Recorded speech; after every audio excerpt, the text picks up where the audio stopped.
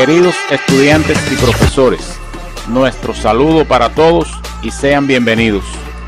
Como recordarán, en la actividad anterior orientamos lo relacionado con las características morfofuncionales del esqueleto apendicular. Se abordó además la importancia de la anatomía de superficie y radiológica y su aplicación en el examen físico para detectar diferentes alteraciones. En la actividad de hoy comenzaremos el estudio de las características morfofuncionales de la parte activa del sistema osteomio articular.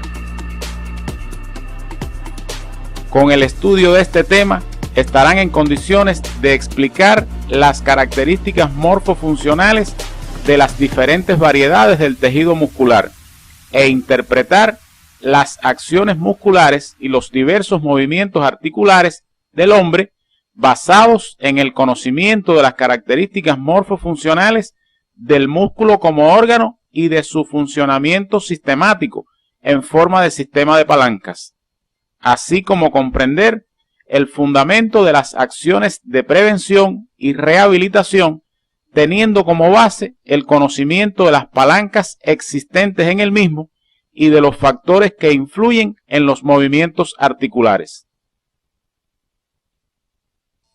La miología es la rama de la ciencia que se encarga del estudio de las características morfofuncionales, macroscópicas y microscópicas de los músculos. El tejido muscular es uno de los 4 tejidos básicos del organismo.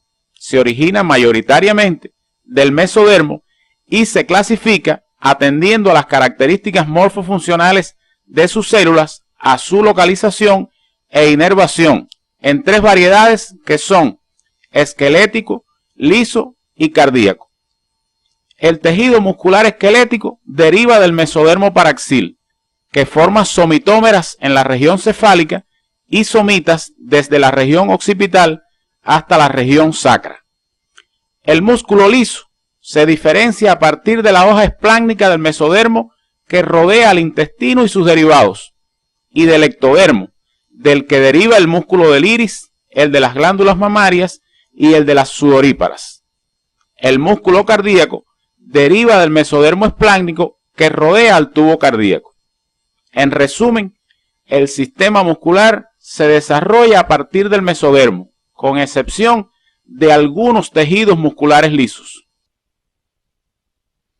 Cada uno de los somitas se diferencia en esclerotoma, dermatoma y miotoma, expresándose en este último genes en la porción dorsolateral para formar las células progenitoras de la musculatura de las extremidades y de la pared corporal, y genes en la porción dorsomedial para formar la musculatura profunda del dorso o paravertebral. Durante la diferenciación, las células precursoras del tejido muscular, denominadas mioblastos, se fusionan y forman fibras musculares alargadas y multinucleadas. Muy pronto aparecen miofibrillas en el citoplasma y hacia el final del tercer mes aparecen las estrías, que son típicas del músculo esquelético.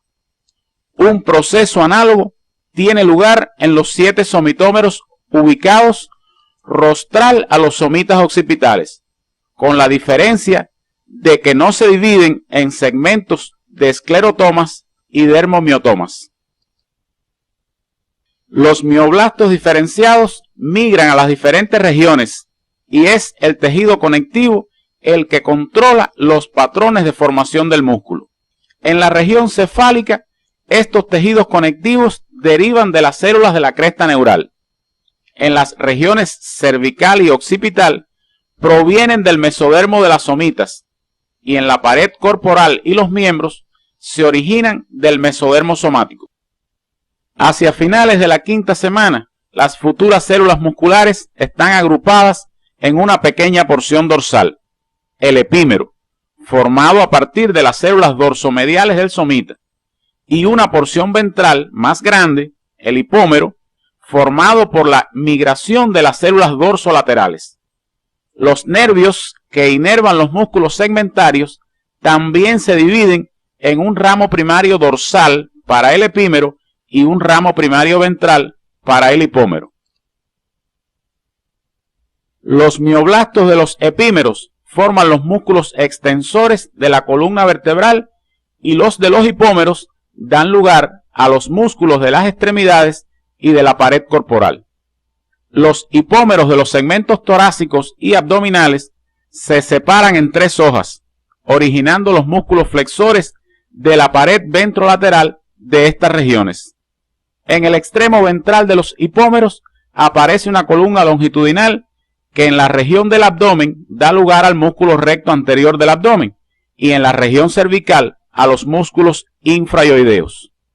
Deben investigar en su bibliografía los músculos derivados del epímero y del hipómero en cada región, auxiliándose de las orientaciones del CD.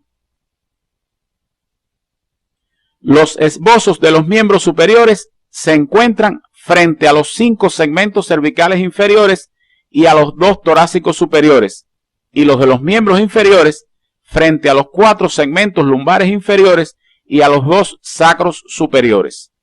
Los mioblastos diferenciados de estos somitas forman en la 7ª semana una condensación de mesénquima en la base de los esbozos y posteriormente migran hacia el miembro en formación, siguiendo el patrón de tejido conectivo derivado del mesodermo somático. Al alargarse los esbozos de los miembros, el tejido muscular se organiza en sus componentes flexor y extensor. Los músculos voluntarios de la región cefálica derivan del mesodermo paraxil, de los somitómeros y somitas occipitales. De los somitómeros derivan los músculos del ojo, a excepción de los del iris, y los que provienen de los arcos faringios.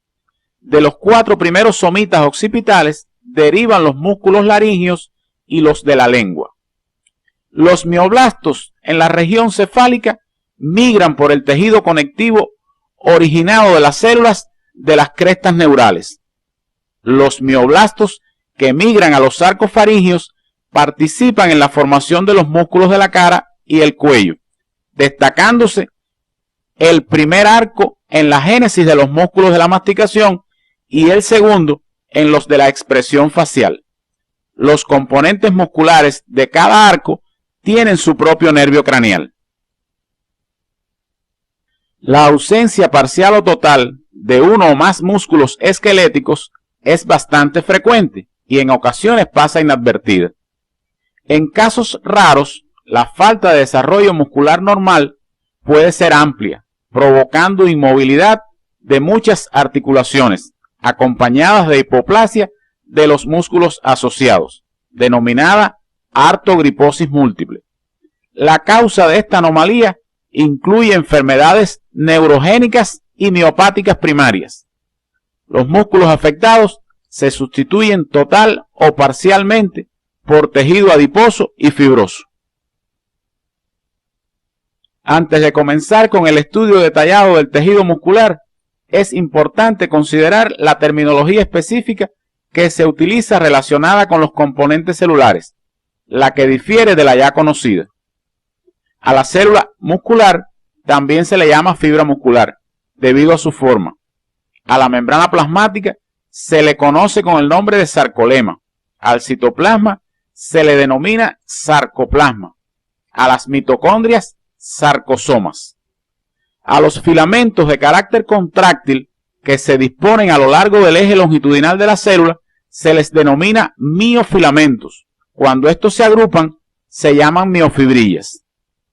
Y al retículo endoplásmico liso se le conoce con el nombre de retículo sarcoplásmico. El tejido muscular está constituido por células, sustancia intercelular o matriz extracelular y el líquido tisular. Entre las características generales de las fibras musculares se destacan las siguientes. Son células muy diferenciadas y especializadas. Presentan gran desarrollo de las propiedades fisiológicas del protoplasma, como excitabilidad, conductibilidad y contractilidad. Tienen forma alargada, lo que les permite la disminución de la longitud en una sola dirección.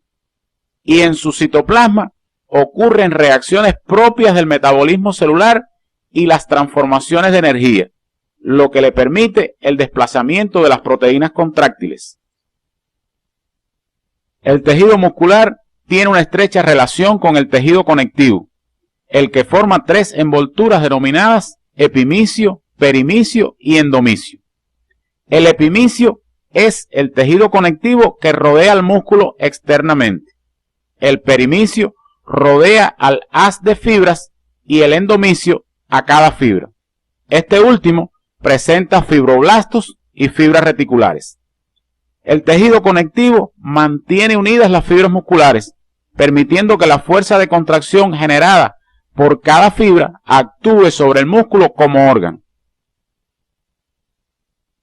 En el cuerpo descubierto de piel y de tejido celular subcutáneo se aprecian grupos de músculos que, dispuestos tanto superficial como profundamente, actúan sobre el sistema articular, provocando los movimientos de los huesos sobre diferentes ejes. Sin embargo, algunos músculos, como los mímicos, no tienen la función de mover partes óseas, sino de expresar estados de ánimo. Otros tienen como misión principal la de servir de pared protectora de cavidades, como la abdominal, protegiendo su contenido y ejerciendo acción activa sobre el mismo, como ocurre durante el parto, la micción y la defecación. Además, los músculos, junto con el esqueleto, dan forma al cuerpo. Los músculos son órganos que tienen una forma, estructura, función, desarrollo y localización determinadas en el organismo. Son carnosos, húmedos, blandos y de color rojizo. En su estructura general tiene una porción central contráctil, el vientre de tejido muscular y conectivo, metabólicamente muy activo y ricamente vascularizado, y dos extremos de tejido conectivo menos vascularizados, denominados tendones, que los insertan a las palancas óseas o a las estructuras blandas como la piel o las mucosas. Cuando alguno de los tendones es muy corto, parece que las fibras musculares se insertan directamente al hueso. Gracias a su capacidad contráctil, el músculo se acorta y se acercan sus puntos de inserción, generalmente porque el punto móvil del músculo es atraído hacia el punto fijo con el despliegue de un trabajo mecánico. Los músculos son estructuras delicadas, por lo que requieren de protección y accesorios que contribuyan a optimizar sus funciones. Los elementos auxiliares facilitan el desplazamiento de los músculos y tendones, los protegen y hacen más eficaz su contracción. Estos pueden ser de naturaleza fibrosa o serosa. Entre los fibrosos tenemos las fascias, láminas de tejido conectivo que envuelven los grupos musculares y penetran entre ellos como tabiques intermusculares, además de formar compartimientos por los que discurren vasos sanguíneos. Estas envolturas aumentan la resistencia del músculo durante la contracción e impiden sus desplazamientos laterales, pudiendo lesionarse y ocasionar herniaciones musculares. Condensaciones faciales profundas, llamadas retináculos, que se sitúan a la entrada del pie y de la mano, cubriendo tendones largos y evitando su desplazamiento. En ciertos sitios, como los dedos, los tendones están unidos a los huesos por túneles de fascias que constituyen las vainas faciales. Hasta aquí nos hemos referido a los elementos auxiliares de tipo fibroso. Seguidamente estudiaremos los serosos. Cuando los músculos o sus tendones están situados sobre planos rígidos que pueden lesionarlos, suelen asociárseles vainas o bolsas sinoviales que disminuyen el rozamiento. Las bolsas sinoviales contienen líquido semejante al contenido en las articulaciones con cuyas cavidades pueden comunicarse cuando se encuentran situadas en vecindad. En los tendones alargados, las formaciones serosas tienen el aspecto de vainas sinoviales acopladas íntimamente a la superficie del tendón. Un cuadro resumen les permitirá una visión general de estos aspectos. El presente cuadro les ofrece la información resumida de la clasificación de los elementos auxiliares de los músculos. Las patologías inflamatorias o infecciosas de estas estructuras sinoviales son frecuentes, causan dolor que en ocasiones llega a ser intenso y se incrementa con los movimientos, pudiendo causar impotencia funcional. Esto explica la importancia que tiene para el médico conocer con precisión la localización de estas estructuras.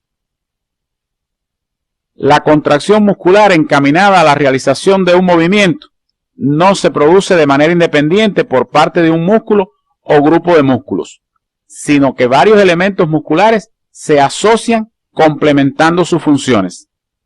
Según su función, en la ejecución de un movimiento, los músculos se dividen en agonistas, antagonistas y sinergistas. Los agonistas son los protagonistas del movimiento. Los antagonistas se oponen al mismo y los sinergistas contribuyen a la ejecución del movimiento. A continuación, ampliamos esta información.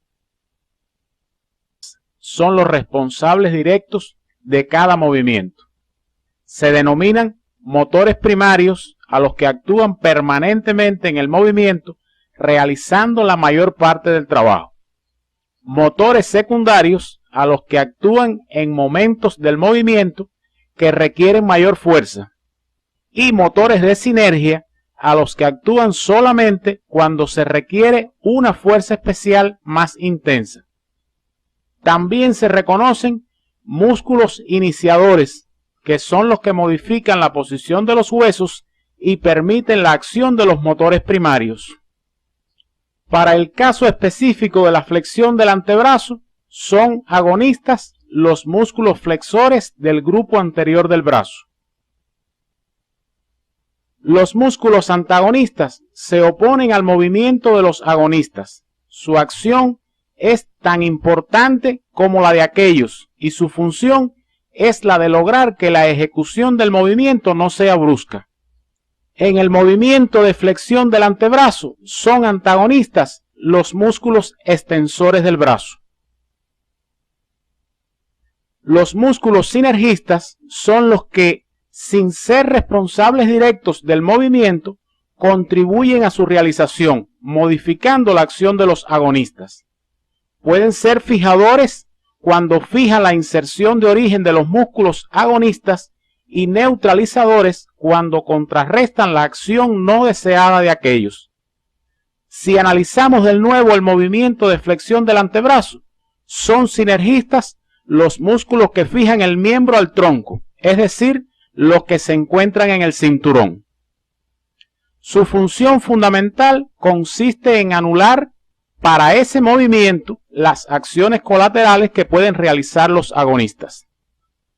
Durante la flexión y extensión alterna, como la que estamos observando, la función de agonista y antagonista se alterna entre los músculos de los grupos anterior y posterior del brazo, pero el músculo sinergista se mantiene constante.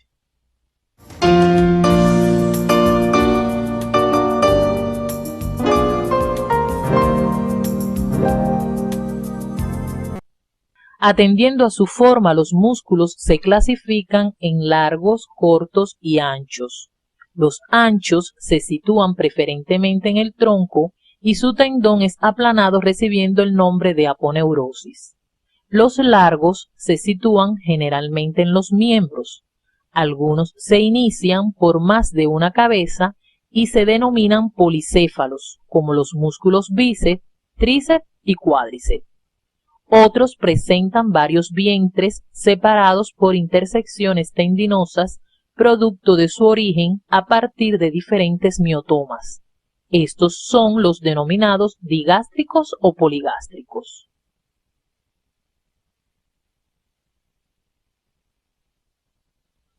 La dirección de las fibras en un músculo está condicionada por su función, por lo que encontramos variedad de los mismos, como son los músculos rectos, oblicuos, transversos y orbiculares. De acuerdo a la posición que ocupen las fibras musculares con relación al tendón, pueden ser penniformes cuando se insertan por un solo lado del tendón o bipenniforme cuando lo hacen por ambos lados. Otros músculos tienen formas que recuerdan figuras geométricas y se denominan triangular, cuadrado, piramidal, redondo y otras. Con relación a sus funciones, los músculos pueden ser flexores, extensores, aductores, abductores y rotadores. Las imágenes ofrecen algunos ejemplos. En la medida en que vayan conociendo los músculos, deben también ir observando el criterio con el que se clasifican los mismos. Para comprender el funcionamiento del músculo esquelético, es necesario conocer además sus características morfofuncionales microscópicas, las cuales abordaremos a continuación. Las células estriadas esqueléticas tienen aspecto cilíndrico, con extremos romos y longitud variable. Son multinucleadas, pudiendo encontrarse en ellas hasta 35 núcleos en 1 milímetro de longitud. Los núcleos tienen forma ovalada y generalmente se sitúan hacia la periferia. El sarcoplasma presenta estrías transversales debido a la disposición regular característica de los miofilamentos de actina y miosina en las miofibrillas. En este tipo de fibra, los sarcosomas son abundantes y se disponen entre las miofibrillas. El sarcolema de la fibra muscular emite invaginaciones tubulares que penetran en el sarcoplasma y rodean a las miofibrillas. Estas se denominan túbulos T, cuya localización deben precisar en su estudio independiente. Las cisternas del retículo sarcoplásmico se encuentran estrechamente relacionadas con los túbulos T, formando una estructura típica denominada triada. La proximidad del túbulo T con respecto a las cisternas permite que éste, responsable de la transmisión de la onda de despolarización de la membrana, libere hacia el sarcoplasma los iones de calcio que se almacenan en las cisternas para dar inicio a la contracción. En el esquema se representa la organización del músculo esquelético. Fíjense que está formado por haces de fibras, los que a su vez están constituidos por varias fibras, donde se destacan las miofibrillas dispuestas paralelamente entre sí en estrecha relación con el sarcolema, los sarcosomas y las cisternas del retículo sarcoplásmico. La disposición característica de los miofilamentos de actina y miosina en las miofibrillas da lugar a la unidad estructural y funcional del músculo esquelético, denominada sarcómera. Cada sarcómera está constituida por una banda A formada por miofilamentos finos o de actina y gruesos o de miosina, los que se interdigitan en sus extremos. Dos medias bandas I formadas por miofilamentos de actina. Una banda H constituida solamente por miofilamentos de miosina que se localiza en el centro de la banda A. La línea M, sitio de fijación de los miofilamentos de miosina. En el centro de cada banda I aparece una línea transversal oscura, la línea Z, que se repite con cierta periodicidad, de manera que cada sarcómera se extiende entre dos líneas Z consecutivas. Los miofilamentos gruesos de miosina están compuestos por dos cadenas de meromiosina pesada y dos de meromiosina ligera.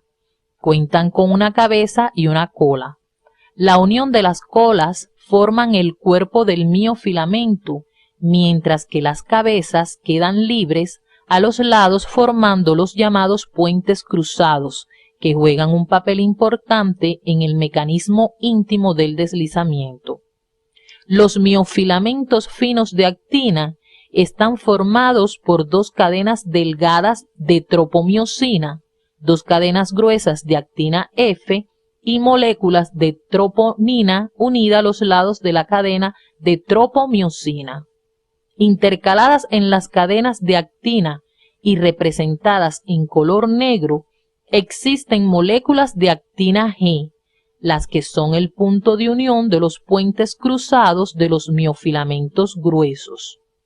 Las órdenes de contracción llegan al músculo esquelético a través de la sinapsis neuromuscular, cuya estructura y funcionamiento orientamos a continuación. Las fibras motoras transmiten la información en forma de potenciales de acción, los cuales, al llegar a la terminal presináptica, hacen que el neurotransmisor, que en este caso es siempre la acetilcolina, excite la membrana postsináptica, provocando en ella un potencial de placa motora que a su vez da lugar al potencial de acción de las fibras musculares. Veamos a continuación cómo ocurre este proceso en detalles. La llegada del potencial de acción a la terminal presináptica hace que su membrana aumente la permeabilidad para el calcio, que penetra desde el líquido extracelular. La entrada del calcio hace que las vesículas sinápticas se adhieran a la membrana presináptica para posteriormente romperse y verter el neurotransmisor a la hendidura sináptica.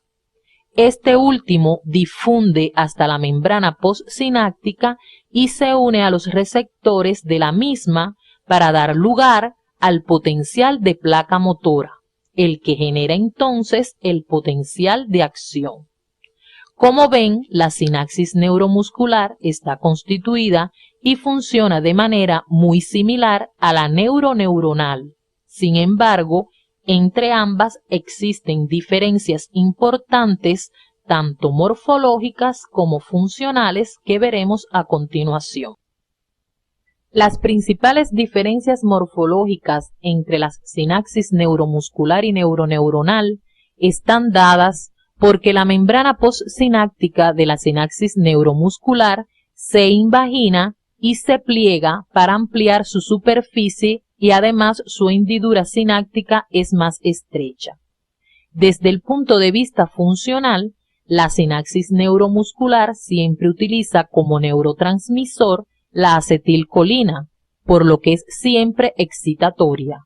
El potencial que surge en la membrana postsináptica por acción del neurotransmisor se denomina potencial de placa motora y el neurotransmisor es inactivado por el mecanismo de digestión enzimática realizada por la acetilcolinesterasa.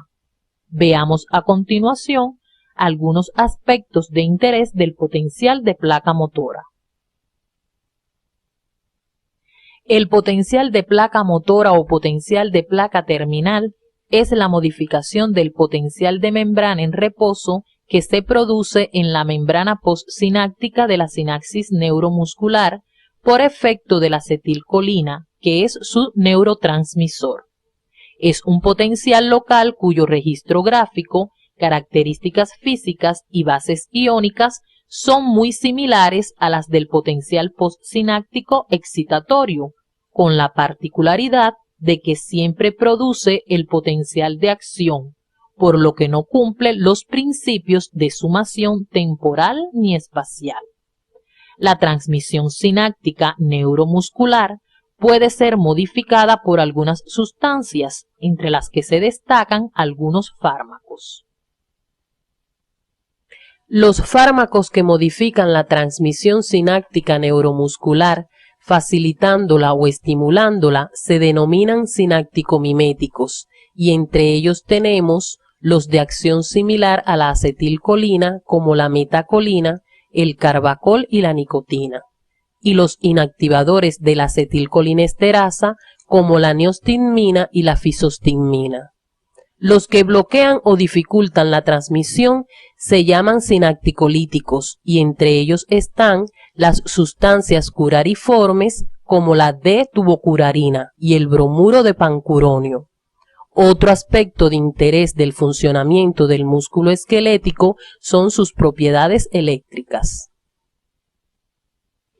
El músculo esquelético presenta un potencial de membrana en reposo, cuyo valor oscila entre menos 80 y menos 90 milivoltios, el cual se modifica por la llegada de la acetilcolina, dando lugar a un potencial de placa terminal que a su vez desencadena un potencial de acción típico cuya magnitud varía entre 120 y 140 milivoltios. Una vez que se produce el potencial de acción, se propaga alcanzando las membranas de todas las fibras musculares, lo cual se logra por la disposición característica de la membrana formando los túbulos T, los que penetran profundamente en el interior de las fibras. Luego de la excitación, se produce la contracción del músculo, para lo cual es necesario el acoplamiento de ambos procesos. La contracción sigue a la excitación como la sombra al cuerpo, o sea, que inmediatamente que se produce el potencial de acción de la fibra muscular, ésta se contrae. El retículo sarcoplasmático es rico en calcio y este es precisamente el elemento que une a estos dos procesos, actuando como un transductor biológico, ya que transforma la energía electroquímica de la excitación en la energía mecánica de la contracción.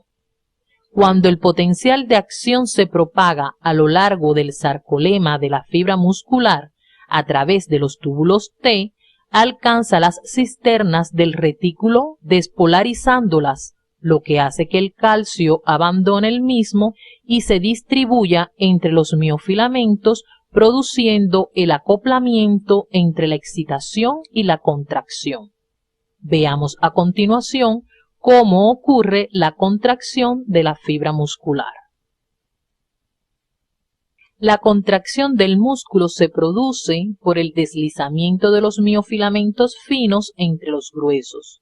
En un primer momento podemos ver la sarcómera relajada y a continuación cómo se deslizan los miofilamentos finos entre los gruesos, produciéndose la contracción. Veamos a continuación el mecanismo íntimo de la misma. El mecanismo del deslizamiento de los miofilamentos finos entre los gruesos comienza con la unión de la cabeza del puente cruzado del miofilamento grueso con el sitio activo de la actina G del miofilamento fino, la cual por acción del calcio cambia su configuración exponiendo dicho sitio, al cual se une la cabeza del puente cruzado. Este proceso ocurre con el gasto de una molécula de ATP, la que al perder un fosfato se convierte en ADP, aportando la energía necesaria para el desplazamiento del puente cruzado que arrastra en su movimiento al miofilamento fino, que se ve obligado a deslizarse entre los gruesos vecinos. Veamos a continuación algunas de las propiedades mecánicas del músculo esquelético. Al abordar el estudio de las propiedades mecánicas del músculo esquelético, debes tener en cuenta el concepto de unidad motora, la cual es el conjunto de fibras musculares que reciben las órdenes de contracción de una misma motoneurona. Entre las propiedades mecánicas del músculo esquelético se encuentra la de presentar dos tipos de contracción: la contracción isométrica, en la que el músculo aumenta su tensión o fuerza de contracción sin apenas disminuir su longitud, y la isotónica, en la que el músculo acorta su longitud sin que su fuerza de contracción apenas aumente. Otro aspecto de interés es la relación que existe entre la carga contra la que se contrae el músculo y la velocidad de contracción, la que se aprecia en la gráfica que están observando, donde se representa en el eje de las X la carga contra la que se contrae el músculo en kilogramos y en el eje de las Y la velocidad de la contracción en centímetros por segundo. La curva muestra claramente cómo al aumentar la carga, la velocidad de la contracción disminuye, o sea, carga y velocidad de contracción son inversamente proporcionales. La contracción muscular cumple los principios de sumación espacial y temporal. A continuación abordaremos la primera de ellas. El músculo como órgano está compuesto por varias unidades motoras. La gráfica muestra una experiencia de laboratorio en la que se estimula un músculo con estímulos únicos de intensidad creciente, los que se representan en la parte inferior de la gráfica, mientras que en la parte superior se representa la intensidad de las contracciones únicas que se producen en respuesta a dichos estímulos.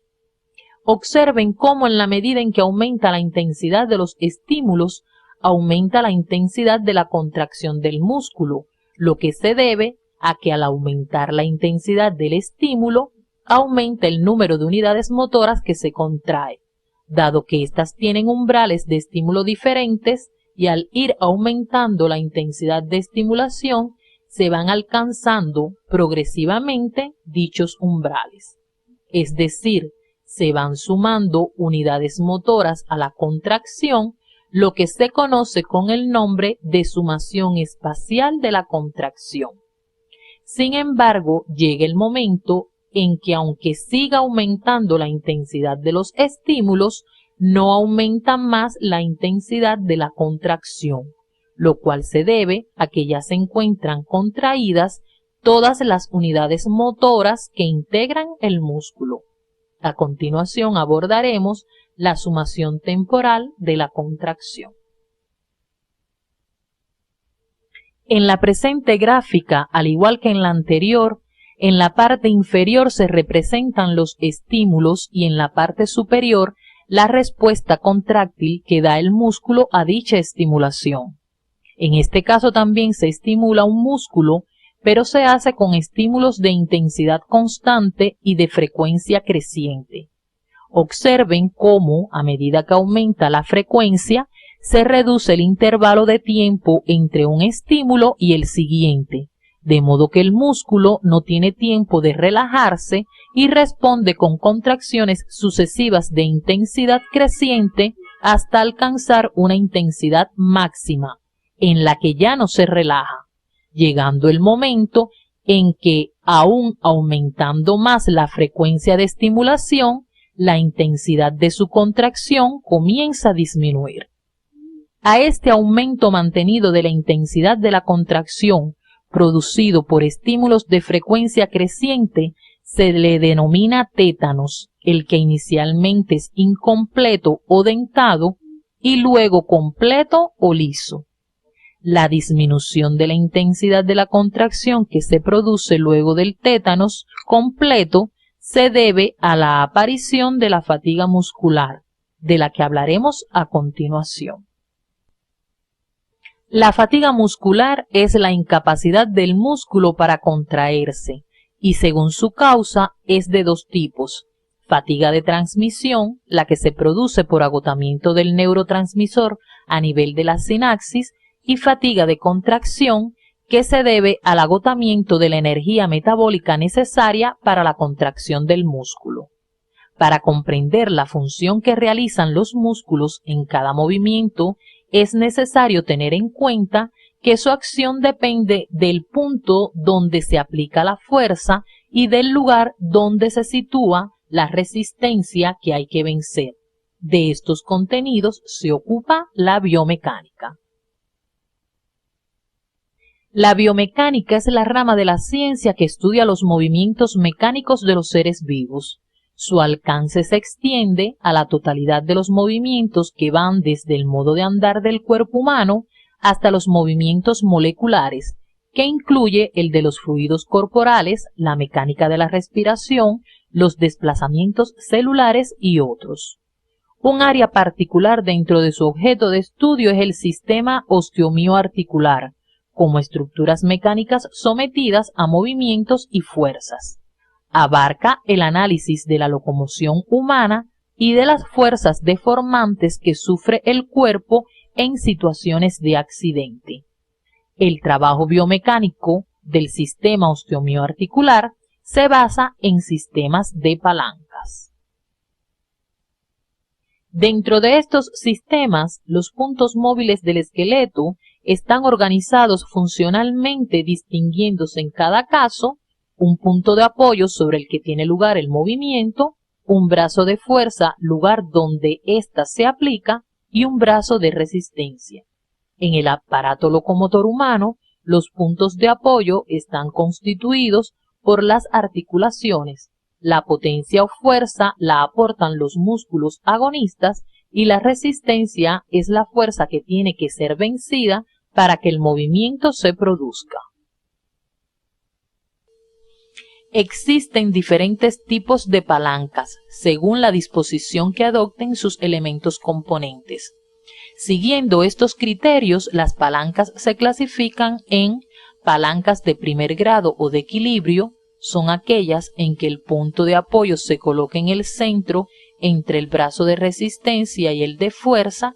Palancas de segundo grado o de fuerza son aquellas en las que el punto de apoyo está en un extremo, la resistencia está en el centro y la fuerza se aplica en el otro extremo de la palanca. Palancas de tercer grado o de velocidad, aquellas en las que el punto de apoyo está en un extremo, la resistencia está en el otro extremo y la fuerza se aplica entre ambas. Tanto en las palancas de segundo como de tercer grado, el movimiento se podrá realizar con más fuerza cuanto más alejado esté el punto de inserción muscular del punto de apoyo, es decir, cuanto más largo sea el brazo de fuerza. Los músculos serán más potentes mientras más alejada se encuentre su inserción del punto de apoyo y más hábiles mientras más cerca se encuentre del mismo. Un ejemplo de palanca de equilibrio lo encontramos en la unión de la columna vertebral al cráneo. Su punto de apoyo se localiza en la articulación atlanto-occipital. La resistencia la representa el peso del cráneo que tiende a provocar la caída del mismo hacia adelante, mientras que la fuerza es la que se aplica por los músculos suboccipitales a nivel de la escama del hueso occipital en la nuca. La acción de esta palanca permite mantener la cabeza erguida en equilibrio. La palanca de segundo grado o de fuerza es la más potente del organismo. Un ejemplo de ella se encuentra en el esqueleto del pie. Su punto de apoyo se sitúa en la región metatarso-falángica, donde se sostiene todo el peso del cuerpo que constituye la resistencia cuando, durante la marcha, trasladamos el apoyo de un pie a otro. La fuerza está representada por los músculos posteriores de la pierna que, tirando del calcáneo hacia arriba, vencen la resistencia. La palanca de tercer grado o de velocidad se aplica, por ejemplo, cuando lanzamos un peso que tenemos en la mano. El peso es la resistencia, el punto de apoyo está en la articulación del codo y la fuerza se aplica a nivel de los huesos del antebrazo por parte de los músculos del brazo. Como pueden ver, las articulaciones son elementos fundamentales en la realización de los movimientos del cuerpo humano. ¿Pero de qué dependen estos movimientos? Los movimientos articulares dependen de muchos factores, entre los que pueden destacarse la forma de las superficies articulares, la disposición de los ligamentos y la existencia de músculos con un adecuado momento de fuerza para desarrollar los desplazamientos. A nivel de las articulaciones pueden realizarse desde movimientos pequeños como los de deslizamiento hasta amplios desplazamientos de un extremo articular sobre el otro, como se observa en los movimientos angulares. Los movimientos articulares se denominan flexión y extensión, que se realizan sobre el eje transverso y consisten en el acercamiento de los segmentos esqueléticos participantes durante la flexión y de su alejamiento durante la extensión. La abducción y la aducción son los movimientos que se realizan sobre el eje sagital, en el que la parte superior del cuerpo se aleja o se acerca a la línea media como se aprecia en los movimientos de lateralidad de la columna vertebral. En los miembros, la abducción se aprecia cuando el extremo distal se aleja del tronco y la aducción cuando se acerca al mismo. La aproximación y la separación constituyen una modalidad especial de los movimientos de abducción y aducción, cuando la línea de referencia se traza a lo largo del tercer dedo de la mano y del pie. El movimiento de rotación es el giro que se produce sobre un eje longitudinal. Se denominan internos o mediales cuando se dirigen al plano medio y externos o laterales cuando se dirigen en sentido opuesto. Se producen a nivel de la articulación atlanto-occipital mediana y en la raíz de los miembros superiores e inferiores, entre otros.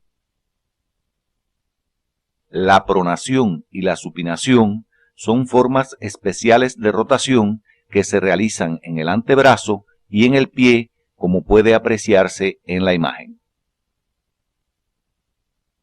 La circunducción es el movimiento que resulta de la combinación de todos los anteriores, por lo tanto, los movimientos se ejecutan en todos los ejes.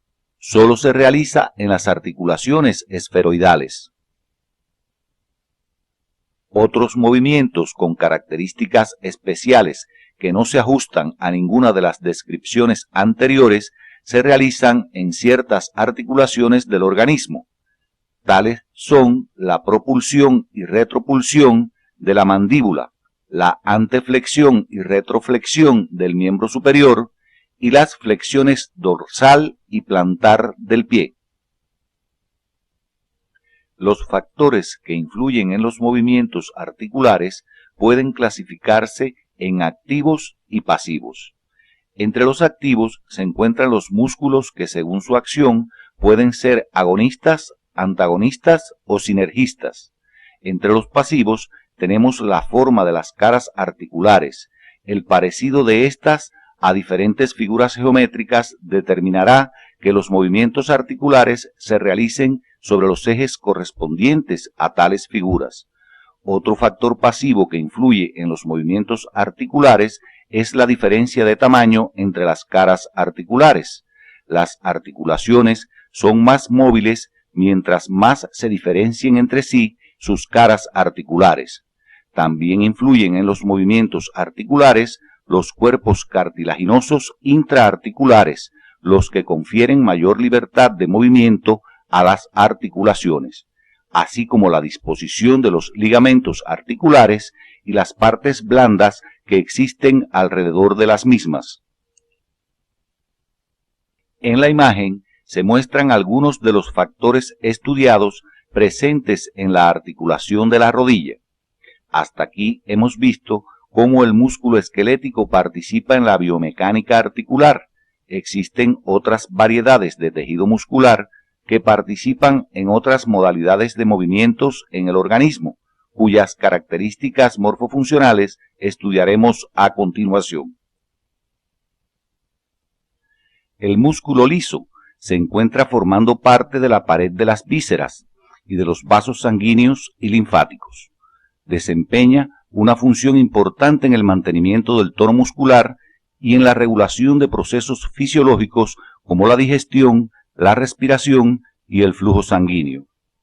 Sus células son alargadas y fusiformes, con una zona central más ensanchada. Como pueden ver en el esquema, su tamaño varía según su localización y las características del órgano. Con la ayuda del microscopio electrónico se puede apreciar la disposición de su núcleo. Cercano a este se localiza el retículo sarcoplasmático, el que no presenta el mismo grado de desarrollo que en el músculo esquelético. Además se observan los sarcosomas y las especializaciones llamadas caveolas, las que adquieren un gran desarrollo y contienen los iones calcio utilizados en el inicio de la contracción y facilitan las respuestas de las fibras a los impulsos nerviosos al disminuir la resistencia en la superficie del sarcolema. En estas fibras, los miofilamentos de actina y miosina se disponen en diferentes direcciones.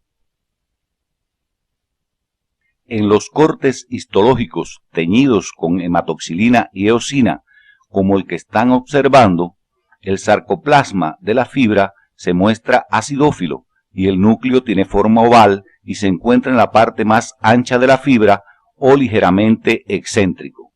Esta característica es la razón por la cual en cortes transversales de estas fibras, como se observa en la parte inferior de la imagen, no siempre es posible observar el núcleo. Una característica importante de estas fibras es la existencia en el sarcolema de los cuerpos densos, constituidos por miofilamentos de actina. Estas estructuras son los equivalentes de la línea Z en el músculo estriado. Los cuerpos densos, dispuestos de forma irregular, juegan un papel importante en la contracción de la fibra, ya que son el sitio de fijación de los miofilamentos. Debido a esta disposición, la fibra se contrae irregularmente, de forma lenta y duradera, lo que garantiza el mantenimiento del tono muscular en las vísceras. Las características morfofuncionales del músculo liso son muy similares a las del músculo esquelético, tanto en lo relativo a sus propiedades eléctricas como mecánicas, por lo que nos limitaremos a destacar las principales diferencias existentes entre las funciones de ambos. El potencial de membrana en reposo del músculo liso, a diferencia del esquelético, no es de intensidad constante, sino variable. Su registro gráfico describe una curva sinusoidal que oscila entre menos 50 y menos 60 milivoltios. Esta particularidad hace que dichas oscilaciones alcancen el nivel de descarga y se produzca el potencial de acción sin necesidad de estimulación externa, lo que da lugar a una de sus propiedades características llamada automatismo. Dicho de otra forma, el músculo liso posee automatismo, que es la capacidad de contraerse sin necesidad de estimulación externa. Otra propiedad característica del músculo liso es la plasticidad. Mientras el músculo esquelético responde al estiramiento aumentando su fuerza de contracción, el músculo liso no. Por lo tanto, el músculo liso soporta variaciones de longitud sin apenas modificar su fuerza de contracción. En el músculo liso se presentan dos variantes de potencial de acción. El potencial de acción en espigas, muy similar al del músculo esquelético, que puede ser desencadenado por estímulos externos, o en espigas múltiples debido a las oscilaciones del potencial de membrana en reposo y característicos del automatismo. Además, el potencial de acción se produce en meseta, que como pueden ver tiene una mayor duración, dando lugar a una contracción más duradera, y se produce en el músculo liso visceral. Las propiedades mecánicas de la contracción muscular lisa son esencialmente iguales que las de la contracción muscular esquelética, al igual que el mecanismo íntimo de su contracción, el que se realiza por el deslizamiento de los miofilamentos, pero con la particularidad de que el calcio procede del líquido extracelular, debido a que en el músculo liso el retículo sarcoplasmático tiene muy poco desarrollo. Hasta aquí les hemos orientado aspectos generales del funcionamiento del músculo, tanto esquelético como liso. De este último existen dos variedades, el de unidades múltiples y el unitario o visceral. Deben completar y profundizar estos contenidos siguiendo las orientaciones del CD de la asignatura. A continuación, les orientaremos algunos aspectos morfofuncionales del músculo cardíaco. El músculo cardíaco se localiza solo en el corazón y en la desembocadura de las venas pulmonares. Está constituido por fibras musculares ramificadas, cada una de las cuales posee un núcleo de gran tamaño y de posición central, aunque en ocasiones son binucleadas.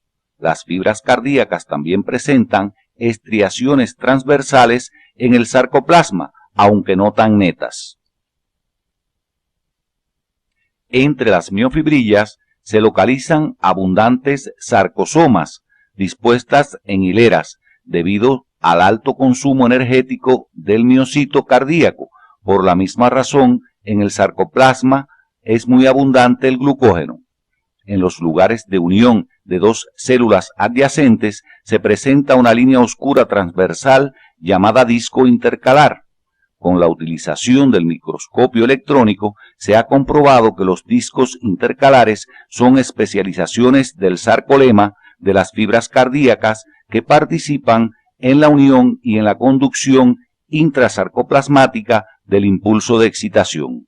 Los túbulos T del músculo cardíaco son semejantes a los del músculo esquelético y difieren de ellos en que tienen mayor diámetro y están a nivel de la línea Z y no a nivel de las uniones de las bandas A e I. Una vez orientado el estudio de los contenidos correspondientes a la actividad de hoy, arribamos a las siguientes conclusiones. Del mesodermo paraxil, que se organiza en somitas y somitómeros, deriva el músculo esquelético.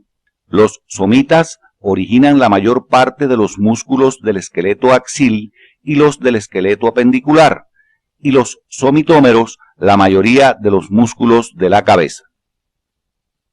El tejido muscular es uno de los tejidos básicos del organismo y según sus características morfofuncionales se clasifica en tres variedades: esquelético, liso y cardíaco. Aun cuando existen diferencias morfofuncionales entre las variedades del tejido muscular, todas tienen una organización en haces de fibras, que a su vez están compuestas por miofibrillas y estas por miofilamentos que basan su funcionamiento en la teoría del deslizamiento. La contracción muscular resulta del deslizamiento de los miofilamentos finos de actina entre los gruesos de miosina, proceso en el que el calcio juega un papel fundamental como elemento acoplador de la excitación con la contracción. El mecanismo básico de la contracción muscular es el mismo para los músculos esquelético, cardíaco y liso, aun cuando existen particularidades en la disposición de los miofilamentos y en las propiedades eléctricas y mecánicas de estos. Los músculos constituyen un sistema activo de estructuras agrupadas que realizan acciones de movilización y equilibrio del organismo, para lo que se disponen en sistemas de palancas donde participan como ejecutores centrales o como colaboradores de la correcta ejecución de los movimientos.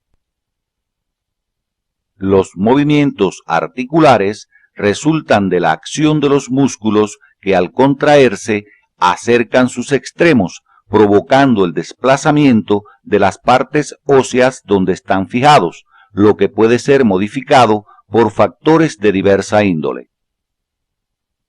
En la actividad de hoy, orientamos el estudio de las características morfofuncionales del tejido muscular y del músculo como órgano, lo que nos pone en condiciones de abordar el estudio de estas en los grupos musculares particulares del organismo. En la próxima actividad abordaremos el estudio de los músculos de la cabeza y el cuello.